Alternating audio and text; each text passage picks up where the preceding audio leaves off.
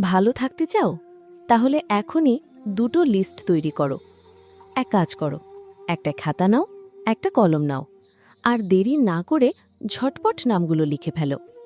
কাদের নাম লিখবে জানো? প্রথম লিস্টে লিখবে তোমার জীবনে যারা তোমাকে দুঃখ দিয়েছে, খারাপ ব্যবহার করেছে, আঘাত করেছে, অপমান করেছে, নিন্দা করেছে, দুর্নাম রটিয়েছে আর তোমার ভালো থাকাটাই নষ্ট করে দিয়েছে।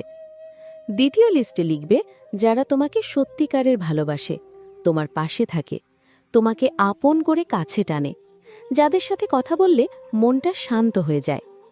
এখন একটা মজার কিন্তু কষ্টের সত্যি বলি। দেখবে প্রথম লিস্ট বানাতে গিয়ে একটার পর একটা মুখ মনে পড়ছে, নাম আসছেই, তালিকাটা বেশ লম্বা হয়ে যাচ্ছে। কিন্তু দ্বিতীয় লিস্টে এসে তুমি থমকে যাবে।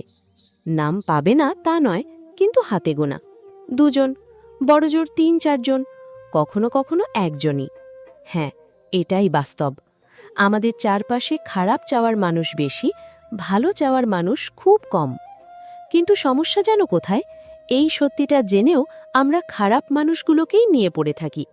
কে কতটা কষ্ট দিল, কে কি বলল, কে কিভাবে অপমান করল, এই ভাবনাতেই রাগ জেগে যায়, ঘুম নষ্ট হয়, সারা দিন মন খারাপ থাকে।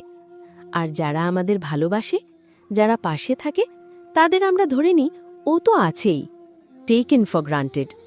বাংলায় একটা কথা আছে না, ছাই ফেলতে ভাঙা কুলো? ঠিক সেটাই করি আমরা। এবার নিজেকে একটা প্রশ্ন করো, এটা কি ঠিক? উত্তরটা কিন্তু তুমি নিজেই জানো। আজ থেকে একটা কাজ করো, প্রথম লিস্টটা ছুঁড়ে ফেলে দাও, একেবারে বাতিলের খাতায় পাঠিয়ে দাও, ওটা সামনে রেখো না। আর দ্বিতীয় লিস্টটা, ওটা হাতে রাখো, ওখানে যাদের নাম আছে তাদের মনে রাখো, তাদের যত্ন নাও। দেখবে তাদের কাছ থেকে যতটা পাচ্ছিলে তার চেয়েও বেশি পেতে শুরু করবে। কারণ যে গাছ ফুল দেয়, ফল দেয়, অক্সিজেন দেয়, বেঁচে রাখার জন্য সেই গাছটারই তো আগে কেয়ার দরকার, তাই না? খারাপ মানুষদের নিয়ে ভেবে নিজেকে ভাঙার চেয়ে যে দু একজন ভালো মানুষ আছে তাদের জন্য ভাবো। যে তোমার জন্য ভাবে, তুমি তার জন্য ভাবো।